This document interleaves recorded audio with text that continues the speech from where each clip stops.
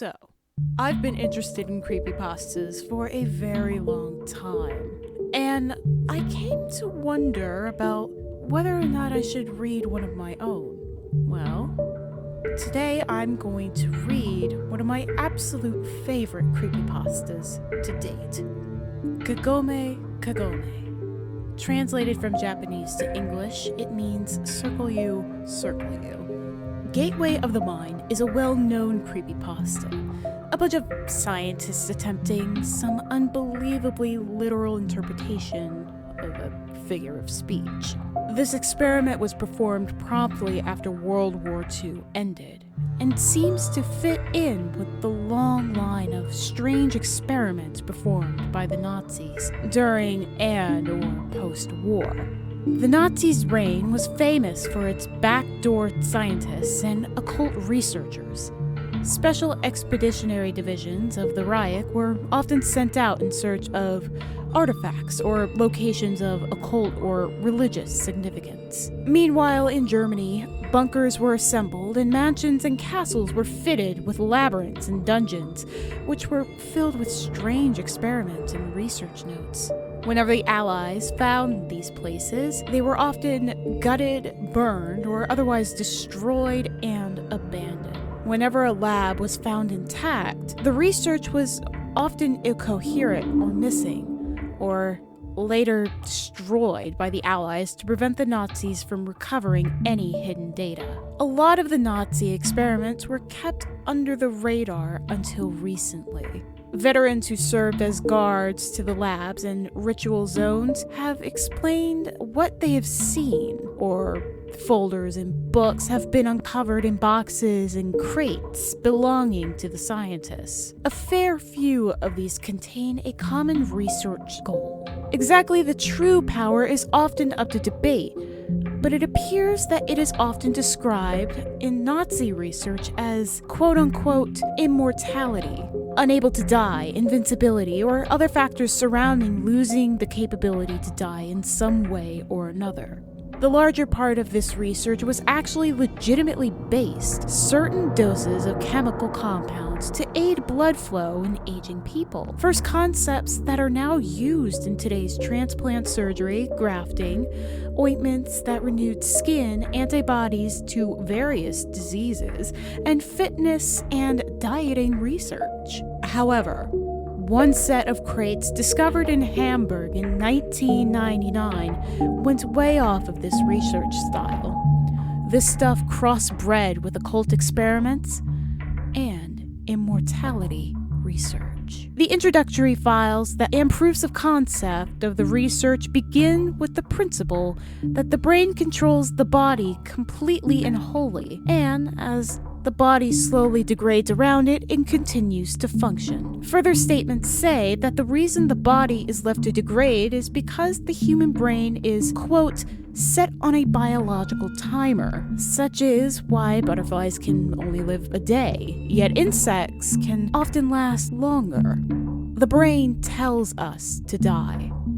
It is proposed that as the brain grows, it begins to make connections, resulting in the human becoming more mature and having an advancing brain. At the age of 35 to 50, however, these connections slowly break down, resulting in forgetfulness, dementia, and other mental diseases reserved for the elderly. The Nazi scientists proposed that the brain has a, quote, universal kill switch that activates as soon as the brain has fully developed. In all normal humans, this kill switch will indicate a shutdown sequence in bodily functions, which occurs over several decades. As soon as the body is fully shut down, however, the brain will be forced to die through lack of oxygenated blood. It is said that Weiner syndrome, a disease where a person ages rapidly, is a result of the kill switch activating far too early. The Nazis proposed that they could remove the kill switch and give the human mind immortality, and from that, complete immortality. Needless to say, brain surgery was incredibly difficult during those times. but it was possible. In the stacks of folders, there were many different diagrams and past research on the brain, psychology, the human mind, and the like. The experiments were initially proposed to Nazi executives in 1940, and permission was granted to perform the surgeries. The experiments were initially proposed to Nazi executives in 1940, and permission was granted to perform the experiments in 1942, just 2 years later, but under one condition. The experiments must be conducted outside of Germany. The German populace must not see this experiment in any way, shape, or form. It was no surprise to the scientists that the executives were paranoid about public relations, but the idea of performing the research outside of the fatherland was foreign in itself. Most of the experiments were performed in bunkers or in basements. Regardless, the scientists complied and were able to organize a setup with their ally Japan. In late 1942, the research had begun. Here's where it gets strange. The research team had taken over a Japanese orphanage. The orphanage was in the hills, supposedly somewhere in Shimane, an area nearby Hiroshima. The scientists deduced that if they tried to take the usual test subjects, old or diseased people with nothing left to live for, similar in a fashion to Gateway of the Mind, they would be playing with the variable of disease, or more importantly, they would be experimenting on a brain that has already had an activated kill switch, rendering it useless in the context of finding the solution. As a result, the Nazi scientists demanded that children, namely the orphans in the orphanage, which they deemed to, again, have nothing else to live for, would become test subjects. Their young brains eliminated any cause for concern of an already activated kill switch. To begin the experiments, the children went through numerous immunizations and intense psychological training to ensure that they would prevent any defects and keep a general benchmark for their studies and subjects. Next, they began with the older staff of the orphanage. Put under anesthesia, the surgeons opened up their skulls to find a good cross-section of an adult brain and begin to find key differences between it and a child's brain. After gaining a model of both a child brain and an adult brain, the scientists deduced that the universal kill switch wasn't located in the brain, but in the cerebellum, located at the rear. The cerebellum commands all subconscious activities in the brain, which is understandable, since it isn't a conscious action to set off the kill switch. Systematically, they took the tallest child in the orphanage and began to open her up. They were about to begin their first kill switch ectomy, and they managed to open up the cerebellum and remove the part of the brain presumed to be the kill switch. However, upon closing up the subject, they found that she had expired. They assumed that the incisions on the brain had been too brash and required far more precision. The body was dumped in the forest behind the orphanage. After imports of different tools and different techniques developing, the scientists were finally able to remove the kill switch and successfully revive the patients. In May of 1943, they had taken one of the youngest girls in the orphanage and removed the kill switch. The only function that she lost was the ability to sweat. After their assumed success, the scientists had celebrated, after which everyone went to sleep. The next morning, however, the girl did not wake up and was believed to be comatose. After a while, she was revived successfully, and the kill switch ectomies continued. The initial success gave the doctors a new state of mind, one of refreshment.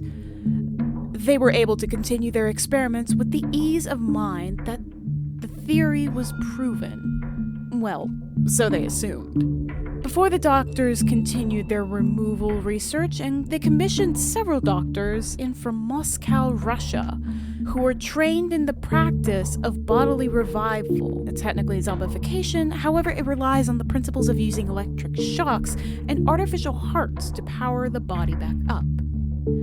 They stated the reason for this was that the original subject always became comatose or clinically dead whenever she went to sleep, and then somehow revived herself in the morning. She had no signs of this behavior before the experiment, and despite the fact that she was revived, the doctors did not want to risk a success turning into a failure. The Russian scientists were put to the task of bringing her back to life whenever she expired. After several days of this, the Nazis concluded that it was safe to continue. Project Venom was a Russian experiment to create super soldiers from the theory of Dr. Frankenstein. It may also form a basis for the Marvel superhero as well. As a repayment for the use of the Russian scientists, Russia had asked if they could combine the research of Project Venom with the Nazis' ongoing experiments. Naturally, the Nazis agreed.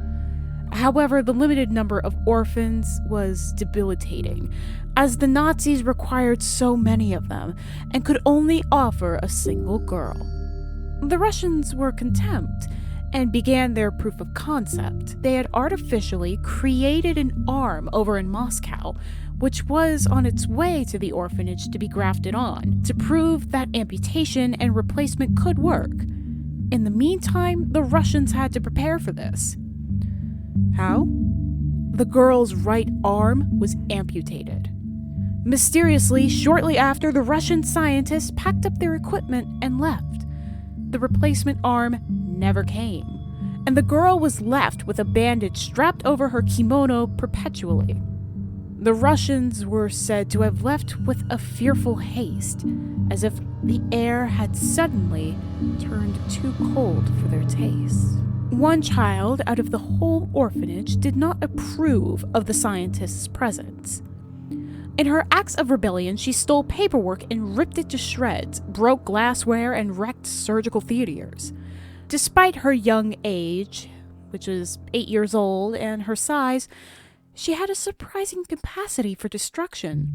It was noted in a journal that she had heterochromia as well. She had a brown eye on her left and a blue eye on her right. The senior scientists despised her, but could not restrain her without arousing suspicion. Instead, they ordered the Nazi soldiers to take care of her. She was brutally beheaded with a blunt bayonet. She was not buried, just left in the woods behind the orphanage. The soldiers told the caretakers that she had found a new family. The Nazi scientists attempted to play around with their successful experiment by trying different aspects of it. Sadly, none of them worked. Here is a list of them. Entry through the forehead. Performed on a 10-year-old boy. Skull was deformed and the boy had been virtually lobotomized by the end of it. However, he wasn't vegetative as a result, although he was mentally retarded due to the experiment. Entry through the lower jaw. Performed on a 6-year-old girl. The tongue and most of the flesh on the lower jaw was removed and could not be replaced. The subject's sinuses were also scrambled. Entry through the side of the head. Subject was reluctantly half-deaf. It could also be noted that there was no anesthetic during the surgery and the screams were truly mortifying, as most journals read. Despite the failure of these, the kill switches were still removed and the subjects acted in much the same way as the first girl, expiring upon sleep. However, they were reduced to a mere 10 people due to all of the previous failures.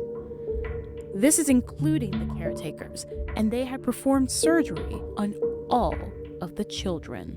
The doctors began to formulate ideas that in a child, a kill switch isn't already activated, but in an adult, a kill switch could be reversed using a chemical compound to eliminate the hormone produced, and the kill switch then removed. This was performed on all of the caretakers and was surprisingly successful as they all survived.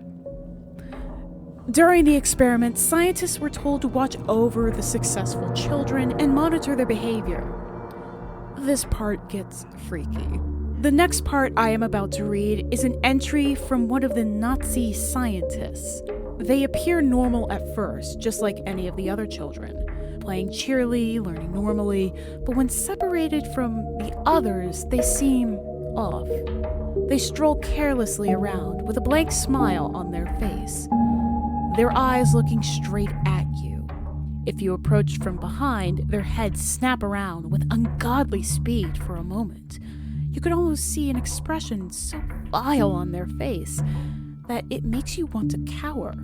But then you realize they are just forming their dreamy smile again.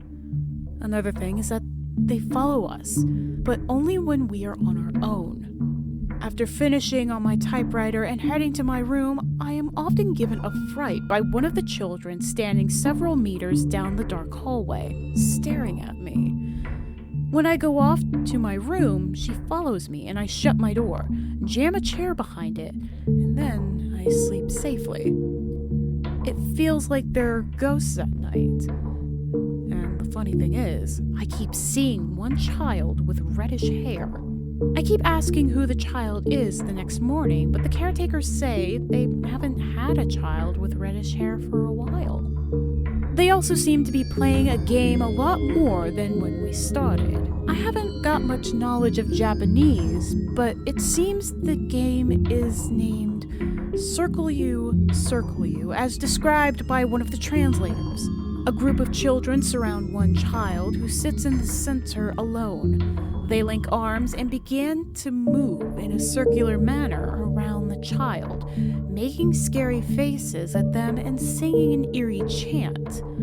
You lose if you flinch. Upon talking to them, I've noticed they seem more dreamy, forgetful and somewhat blank, as if the experiments wiped their memories as well.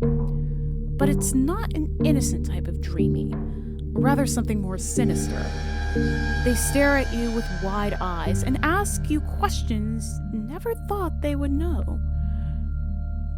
One asked, "When your grandmother died, did she really leave you a gold-plated watch?" It may seem crazy, but my honest answer was yes. And you know about the child that rebelled against them? Well, it turns out she was the one with reddish hair. That was the child they beheaded. In early 1945, Hiroshima was bombed. Germany forfeits, and the experiments are grounded to a halt. The Germans began to pack up their equipment. Most of them have already returned home due to their mental welfares, stating that they showed signs of insanity. Only 4 scientists remained. After sending the last set of equipment off, the scientists deemed it only justified that they inform the caretakers that they were leaving, and they did. And to the horror of one of the scientists, and to the surprise of the rest, the head caretaker said in fluent German, "Will you play one last game with us?" The 3 scientists agreed, and a circle of children and caretakers formed around them. "Now if you flinch, you lose." The one horrified scientist ran to the last truck and jumped on it without looking back. So, that was the history of it all. But what is the story now? Well, I'll tell you. If you go to Hiroshima, go around the woods and you may find some dirt trails there. If you travel down them, you will see a beautiful forest. But if you travel down one that has signs of trucks going through, you will feel cold. And you will see that a lot of trees are cut down. But don't wander from the path, or you'll likely get lost in these vast woods. If you pay attention, you will notice that the tree stumps look like kneeling people, missing heads. If you continue, the air will get cold, naturally because you're climbing uphill, right? Of course, eventually you will reach a clearing with an old stone building in the center, vines covering the place. Go inside if you want to play. As soon as you open the door, a foul smell will come out, similar to that of a rotting corpse. If you look down the hall, it will be dark, regardless of the time of of day, since there are no lights. Continue down the hall, take the first left, and then go down the hall until you see one door that appears to be made out of a red-colored wood. The rest of the doors are brown. Open the door. You will find 10 happy children and caretakers, all wearing kimonos, playing in a normal playroom. One of the children is missing her arm, another is missing his forehead, and a third lacks a jaw, but all are bandaged with clinical precision. The place should be very clean and tidy depending on your standard of such things, and well lit. At once, your presence will draw the attention of everyone in the room, including the ones that look far too preoccupied or distracted. They will turn to look at you, carefree smiles from each of their pleasant faces. The head caretaker, in all of her beauty, will ask, "Will you come play with us?" By this time, if you haven't soiled your pants, you really should, to save you the trouble later. If you say no, the door will slam shut on you. And if you try to go down the hallways out the exit, you will only find another dark hallway. Open any of the brown doors, and you should find operating tables or bunk beds. If you continue down the third hallway, you will realize that a girl is standing several meters behind you, her face shrouded by shadow. Approach it and expect your doom. Continue down the hallway and try not to let her catch up with you. If you say yes, however, you will be welcomed into the room. The door will close behind you and everyone will form a circle around you. "Now sit down and don't flinch," a cheerful voice will say. "Just follow the instructions and you'll survive." All light will disappear from the room, yet you can see the circle of children, each with a vicious expression on their face. One's so vile you will probably flinch straight up. If you can stomach that, though, they will be able to move around and around you slowly. You may feel one of them lash towards you. If you look, however, there will be nothing there, besides the children circling normally. If that wasn't enough, they will begin chanting, "Kagome, Kagome." I really can't explain any further. No one ever lives to tell the tale of what happens then. If you flinch before they chant, they simply continue as normal. If you choose to say maybe to the head caretaker, or anything other than yes or no, it is told that the children's expressions will turn mortifying, Zalgonic almost, and they will scream in inhuman voices, "Decide! Decide!" If you do anything besides say yes or no from here, it is told that the children and caretakers will slam the door on you. If you turn around, the stories vary. Supposedly, your worst fear will be waiting at the other end of the hallway, separating you from your exit. Most notably, this character is Akamanto, or the Rake. The least you could do is greet the creature before he tears you onto oblivion. If he has the capacity, he may well respond, and you will die as a polite person. Don't greet him, and you'll end up as another one of the beheaded bodies along the trail. If you respond, "I don't understand," and you must be genuine with this, I cannot stress enough about that, the head caretaker will say, "Go to your school and watch your children play. You will understand then. Nothing will have changed," and close the door on your way out. It's common courtesy. The story does come with a disclaimer, however. Most creepypastas are fabricated. Some derive from psychological stigma, and others are revamped ghost stories. But there is a small percentage of creepypastas which aren't like this. These are true creepypastas. And that's not to say that they are a higher class of original pastas, which spawned forth others. It just means they're real. Germany did send a research team to Japan to experiment immortality via the brain. And they did experiment on children.